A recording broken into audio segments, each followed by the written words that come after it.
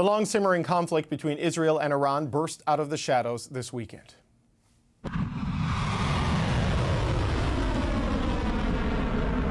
For the first time, Tehran directly attacked Israeli territory with more than 300 drones and missiles. Casualties were limited. Many of the drones and missiles were shot out of the sky before they could hit their targets. Israel and Iran traded barbs at the United Nations Security Council on Sunday. This attack crossed every red line, and Israel reserves the legal right to retaliate. We are not a frog in boiling water. We are a nation of lions. The Israeli Prime Minister's policy seeks to expand and escalate the conflict in the region to stay in power. Many countries, including Canada, are condemning Iran, but coupled with those denunciations are requests of Israel, please don't strike back. We think that it is important that Israel be able to protect itself. It has done so over the weekend, and we are clearly pushing for de-escalation, and we need to make sure that the conflict doesn't extend to the region. So that is why I've been clear to my counterpart in Israel, please take the win and make sure that we can work together to bring back peace in the region. Bob Ray is Canada's ambassador to the United Nations. He joins us now from New York. Bob Ray, it's good to speak with you again. Thank you, David. Good to be with you. The Israeli government is insisting it will respond to Iran's attack. Iran says it will respond immediately and more forcefully should Israel do that. From your point, is it possible to contain the situation, or are we on the verge of a wider war here? Well, I think we have to keep doing whatever we can to try to stop the escalator from going up ever higher. I mean, of course, if one country says you do this, I'm going to do that, and then okay, then you do this, I'll do that. At some point, we need to understand that this is how wars begin. So let's learn a lesson from that. I think I saw yesterday in the Security Council open session, which I was able to be at physically, to get a clear sense that there was a huge consensus around the table, with one exception, that there should be no escalation that would take us into the unknown.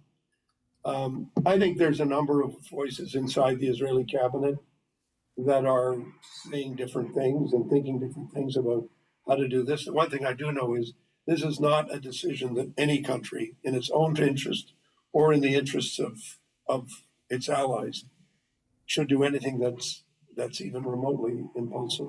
I think we have to be thinking very carefully and consequentially about how to change the dynamic here and how to keep our focus on the situation in Gaza and in the West Bank, and the steps we have to take in the near term and in the medium term to get our way through to a different space completely. You mentioned the Security Council, the U.S., the United Kingdom. They want Israel to slow things down here, avoid escalation. Canada has said pretty much the same thing. And you referenced different perspectives inside the war cabinet in Israel. I wonder what's your sense on where the Israeli Prime Minister is and where his war cabinet is when it comes to the advice not to escalate? I wouldn't dare to answer that. But I do think that it would surprise me a great deal if there weren't a lot of voices in Israel saying, let's get a handle on this. The Iranian attack, totally unacceptable, totally disproportionate to any concern they had at all with the April the 1st attack on the consulate in Damascus. That was not the Iranian attack was not successful. It wasn't even remotely successful. And it might have been ambitious, but it had no success. It was a failure. So the question then becomes, well, okay, so let's take it from that point. Let's not pretend that the attack that took place was in some sense a success. From a military and political point of view, it was a complete failure. So on that point, Foreign Affairs Minister Mélanie Joly said she made that point pretty clear to her counterpart in Israel, that essentially this was a failure. Take the win from the weekend. You protected your country, and let's work together now to try to bring peace to the region. Do you have any insight, Ambassador Ray, as to how Israel may have received that message from Canada? Look, I mean, I'm sure we're not the only country telling them this. I think the minister has established some very strong personal relationships with just about every foreign minister in the region, and she makes a point of talking to all of them, which I think is terrific. Frankly, I think it's a great plus for Canada that we've got a minister who's interested in continuing to have these conversations on a regular basis. And I think the candor with which she expressed herself to him, I know, is something that's absolutely critical at this point. I mean, it is not a retaliation is not necessary from a military perspective, from what I can tell.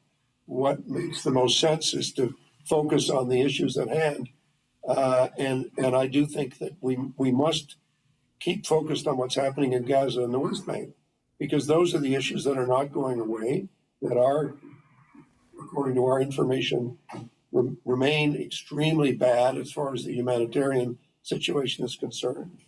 And we need to focus on how do we get to a ceasefire, how do we get the hostages out. That's the path we should be on. But here we are, Ambassador, where Iran fired directly on Israel, and a failure or not, this wasn't the usual sort of proxy conflict, right? It was hundreds of targets, were the focus of this, and there's been some suggestion, you called it a failure, some suggestion it was a failure by design, the advance notice and the slow-moving pace to avoid precisely this sort of escalation. I mean, how do you view that dynamic, the nature of this attack from Iran? Well, I mean, every country, once it's attacked, has to say to itself, well, we can't allow ourselves to be attacked, so we're going to attack back. And so that's what the Iranians said when their senior officers were killed in Damascus. And then 2 weeks later, you have the attack. The only thing I would say is you've got to be sure of who you're dealing with and what the consequences for the next day are going to be. It's one thing to say, I want to do this on day one. The question is what happens on day 2 and day 3. And that's why when you say failure or not, the fact that it was a failure, or even the theory that it may have been a planned failure, which I doubt, frankly, is irrelevant. The fact is it was a failure, and the fact is it didn't work. So you've got to be saying, what do we need to do? Where are the challenges that we face? And in my view, that of course Iran is always going to be a threat to the region, because that's what they are. But Israel has to think through with all of its allies and reflect through carefully on what steps it's going to be taking. It can't just go off and do it. And I don't think, frankly, that's what I'm hearing is the direction. What I'm hearing from different sources is that Israel will choose its time, and it will do what it feels is necessary. And it also means it will be talking to others about how they will be planning things. So the attack may have been a failure, but it was also a retaliation. I mean, you've referenced the strike in Damascus a couple of times. Iran is accusing Benjamin Netanyahu of seeking a wider war in the Middle East to help him stay in power in Israel. I just wonder, when you look at what happened in Damascus, does Canada think Israel should have done that? That going after what is a consular building was the right move for Israel to do, and given the rules around such things? Well, I think Canada is a country that plays by the rules. So if you say to us, do we endorse an attack on a consulate in another country? The answer is no, we don't. That's not how we think of. We think international law is important. We don't. That's not what we would do. But you still got to understand that was a military objective that Israel had achieved. And then you look at the response and say, well, you're seriously asking me to answer something based on what Iran says. I don't believe Israel's looking for a wider war. I think Israel is looking for every means that it can find to discourage Iran from thinking that it can continue to plan and plot and meet and supply and engage with Hamas, with Hezbollah, with the Houthis, the three H's of the apocalypse. And you can't expect Israel to say, oh, that's okay, we won't watch what they're doing. Israel has excellent intelligence. They have excellent ways of assessing the danger or the risk or who is in a situation. And I don't think Israel is seeking a wider war. I think Israel's problem is that Iran is playing with fire in the region, and that is the problem that we face at the moment. You said, Ambassador, that the focus needs to remain on what's happening in Gaza and what's happening in the West Bank. And I know Canada has been pushing for a ceasefire, the release of the hostages, and more humanitarian support for the people in Gaza. But Prime Minister Netanyahu said recently that they have picked a date for when the military operations in Rafah are going to happen. I just wonder what your sense is of if there's any chance at this point of, does it look like Benjamin Netanyahu is keen to get to those conditions that you're looking for, the ceasefire and more humanitarian aid into Gaza, when he's saying things like that about they're picking a date to go into Rafah? Well, I don't know what Prime Minister Netanyahu is going to do, but more precisely, what the war cabinet in Israel is going to authorize. I don't know the answer to that question. But what I do know is that Canada's view, expressed on many occasions by the Prime Minister, by the Minister of Foreign Affairs, by me here at the United Nations, has been very clear. We do not think that a ground-based attack on Rafah is a good idea. We think there should be a ceasefire. We think there should be a release of the hostages. We know there has to be an increase in the supply of humanitarian assistance in order to avoid a famine in Gaza. And that, frankly, should be as of much concern to the Prime Minister of Israel as it is to all the rest of us. No country can afford to be indifferent to the possibility of a famine as a result of a war which they have participated in. No country can avoid that difficult question. It's something they have to answer. But even with that fact on the table, Ambassador, I wonder if you think the Prime Minister and his war cabinet are interested in peace on conditions that are anything less than the total victory that they've told the Israeli people they're trying to deliver. What I do know for a fact is that Israel has engaged in a number of intense discussions with Hamas and with Egypt and with Qatar and with the United States, that they've sat around a table, that they have tried to find solutions. And I believe that those pressures are still there. So if you say to me, is that not happening? It is happening. You wouldn't be doing this unless you wanted to find an answer. And I know that anybody in public life in Israel has to be concerned about getting the hostages out. I just think that's a common tragedy, an atrocity that the country is preoccupied with. So why wouldn't they deal with that? They have to make every effort to deal with it. I'm not saying they control the outcome. I'm not saying that Hamas is a beneficent organization. It's not. It's a terrorist organization. But they have released hostages in the past, and I think there is still a deal that can be done. But it's up to the parties to decide whether or not they're going to do it. But if the alternative to that is to say, okay, now let's go after them in Rafah, I think the humanitarian consequences of that and the political consequences of that would be very, very serious for everybody. And I don't think it's something that should happen. Hamas has been designated by Canada as a terrorist organization, and in the wake of this launch of these attacks on Israel, there's a renewed push in Parliament today for Canada to designate the IRGC as a terrorist organization. Is Canada prepared to do that? Do you think Canada should do that, sir? Well, I think that's a question that should be answered in the House of Commons. How's that? All right. I thought you might give me that answer, but I figure I'd take my shot anyway. Bob Rae, Canada's ambassador to the United Nations. Always appreciate the time. Thank you, sir. Thank you. Israel says it will respond to the weekend attack by Iran.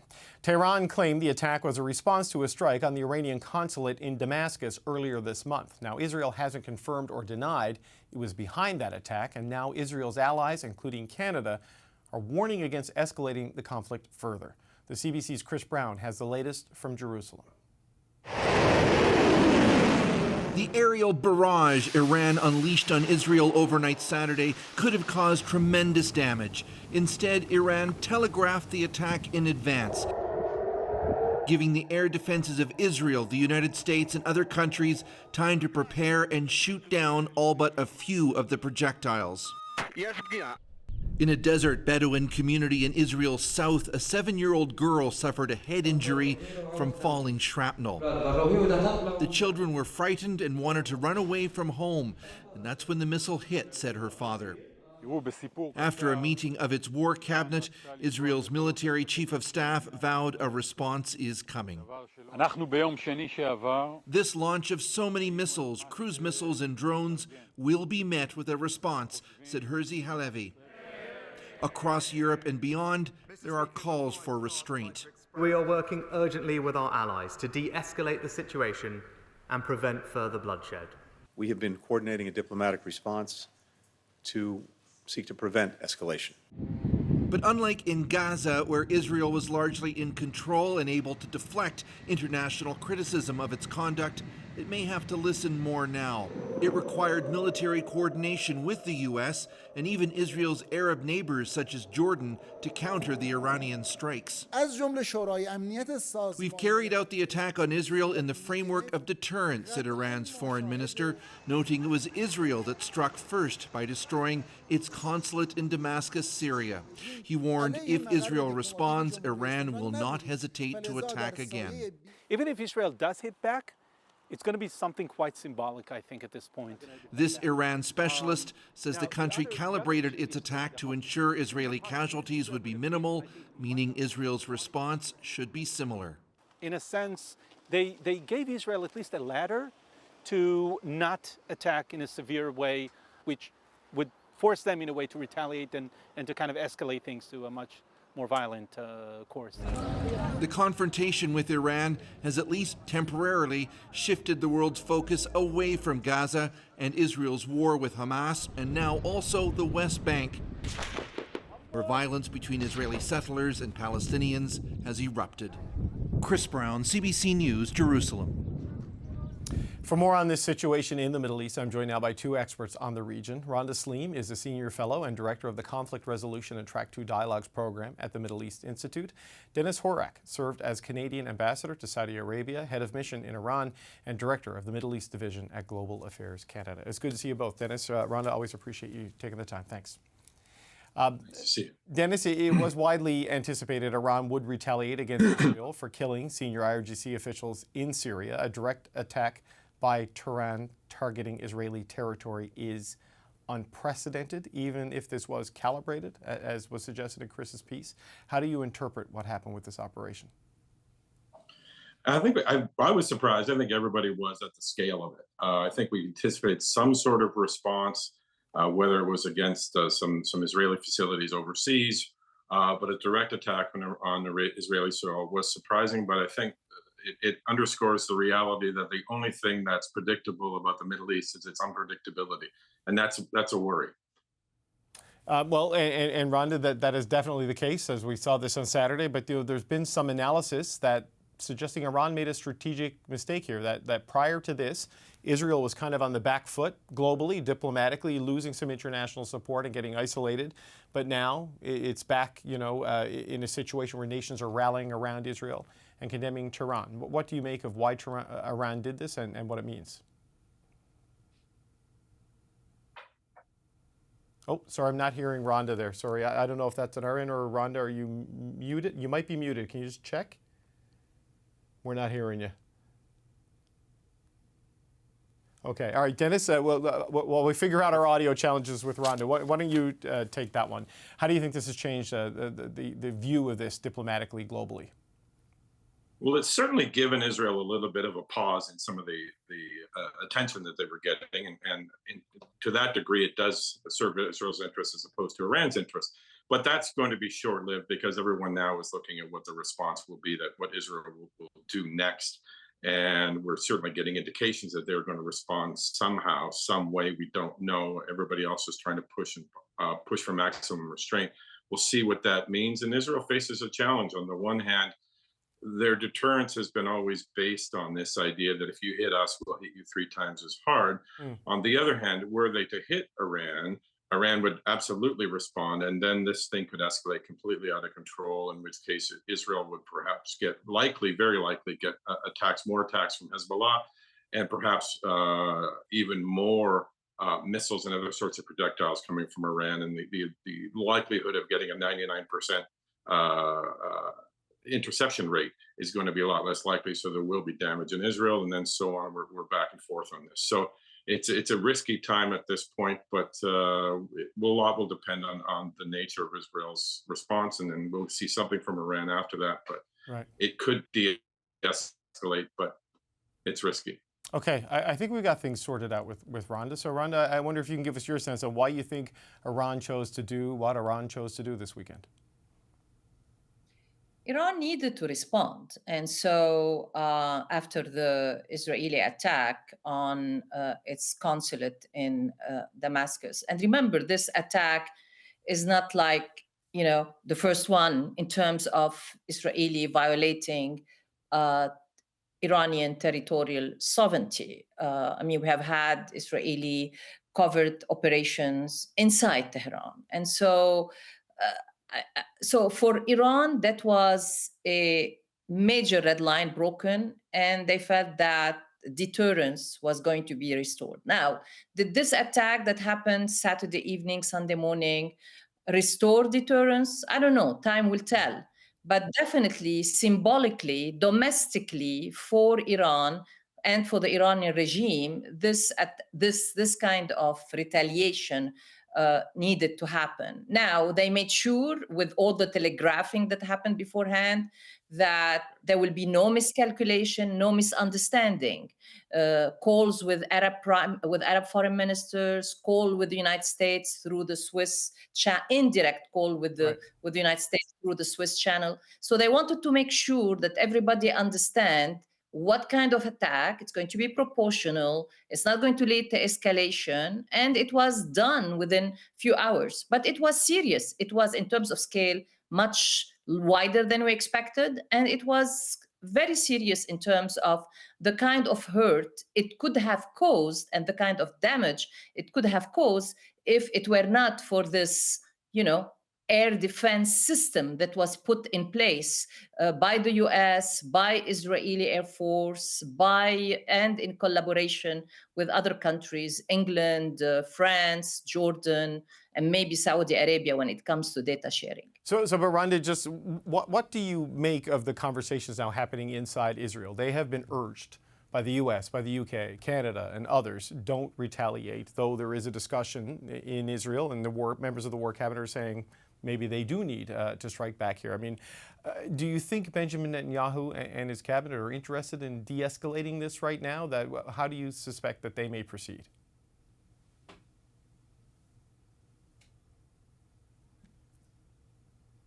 Randa, are you there? Oh, the question is for me? Yes, sorry. I'm so sorry. I thought it was for Dennis. I think also that the Israelis will respond.